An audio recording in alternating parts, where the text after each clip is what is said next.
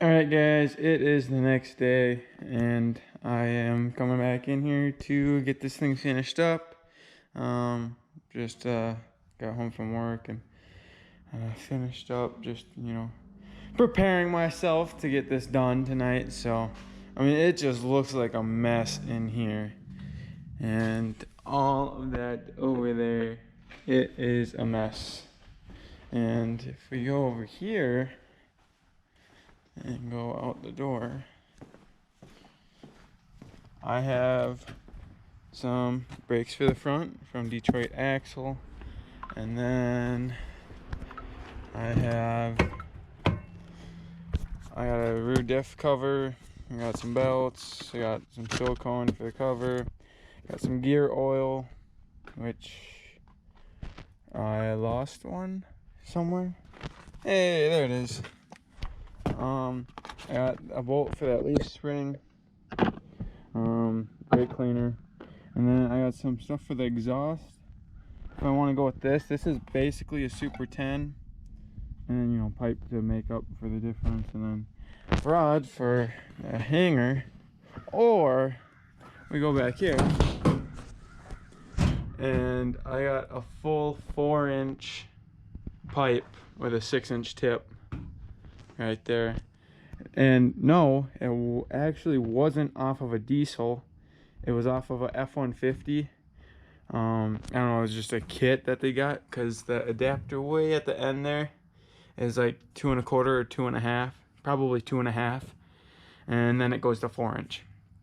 And it's got a Gibson resonator muffler thing right there, probably a muffler, and Moto Metal or Moto Militia tip. So maybe we'll just go ahead and put that on, but I want to make sure I have the clearance for that. There is, might as well. That's why I got the hanger too. So let's just get started. And ooh. All right, guys. So today I also got new U-bolts for the rear end. I had to get them straight from GM because I couldn't find anyone else who had them. They all had to special order them. And then I got my new center bolt for my leaf spring. They all come 5 inches long. So you just put it in there, cut it off, and then you're good to go. So I'm gonna get this one cut, and then I can get to put in the axle. Well, actually, before that, I should put the bump stops in there, but I'm gonna have to set the axle up. No. I can put the brackets on and then determine where the bump stops go, and then I gotta drill a hole, tap it, and then put the bump stops, screw them in, and then the axle can get installed, and then we'll be moving from there. So let me get this done. All right, guys, so as you may notice here, the axle is not on the jack stands anymore, and we got a bunch of leftovers here, like the clamp, the spacer. There's a plate, was a plate over there. These old U-bolts, because they were getting pretty crusty.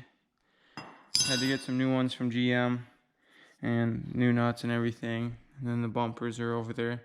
So, guys, here it is. So, I got all the new hardware installed. It's all bolted down. I got the bump stops up here. And, I mean, it's less, it's like 1 inch less, I want to say, of travel. But that's because before it had these spacer blocks. So, I mean, I don't actually know, but that's still quite a bit. So I'm sure it'll be fine. I'm not too worried about it ever bottoming out. That'd be some serious weight if it ever did. So I'm not too worried. I think that'll be fine. And I haven't checked to see how lined up my bump stops are, but I mean, from right here, that looks, actually really good. And if we go over here to this side, yeah, that looks really good too. So I did a pretty good job there. I had to drill the hole in the frame. It was 5/16, and then I had to tap it, and then those just spun right up in there. So that's pretty cool. And hopefully they stay tight.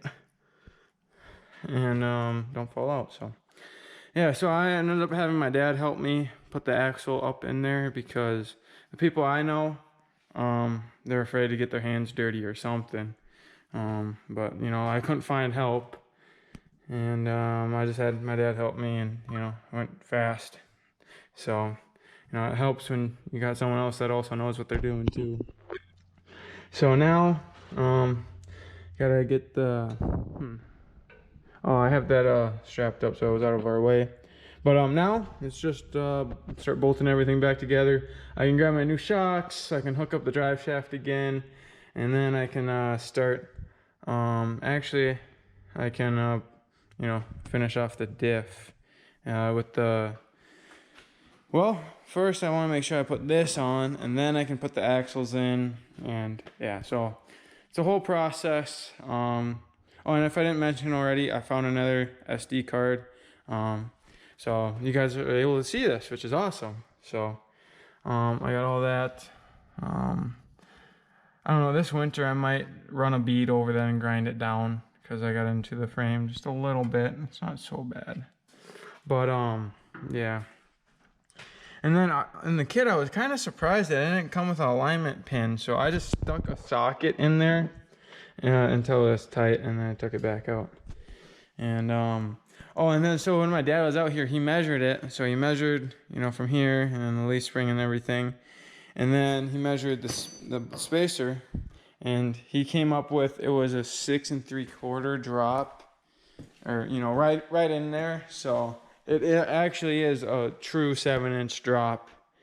So you know, those guys calling it a 6. I don't know if they're not accounting for this spacer. My guess is it's not, because I don't get how you can do an axle flip. Like I just don't see how you can do an axle flip and not get this, you know. So I think it's just a matter on what you're calling it. But also, to find out the truth, we got to get it on the ground and measure to here, because I got the before picture of the wheel well, and that'll tell if it was a true 7-inch drop. Well, actually I should probably get the front done first too for that, but I'm gonna see how she sits with just the rear, so that'll be funny. And well, I'm gonna get to work. All right guys, so I got the rear shock right here, and so in the kit, these little eyelet bushings or sleeves don't come in the shock. It's just the bushing. So what I did is I took the jack here, or the vise, sorry, the vise, and I got it started, and then I put it in there, and I started tightening it down, and then I used an 1 1/16 socket, or you know, just to fit around the bushing there, and then pushed it in the rest of the way. And I already got the right side here put in right there. That one's already done. Just gotta put this one in, and then the shocks will be installed. All right guys, so I got the drum assembly all up there, and I just put this axle in there. And when you have it apart, you want to make sure that your locker right there, at least I think that's what it's called, you want to make sure that that's back so that your axle can slide in there. And so you guys see that groove right there. So you guys see that groove? Now I'm going to move the axle. See how it went away? Try and show you guys there again. See how there's a groove right there? So that's what your clip goes into, and that's what holds it in. And then you just pull your axle back. And then also that pin that goes through will hold it apart. I believe, at least, so that it won't happen and have that clip fall out. So I gotta put the other side in, put the clips in there, put the pin through, put the bolt in it, and then I can put my new differential cover on there, and then I can put the drums on and put the drive shaft on, and geez, that's really about it, besides my rear hitch and the wheels. I need those. Oh, and then I need to do my brake lines, my breather hose, and my e-brake.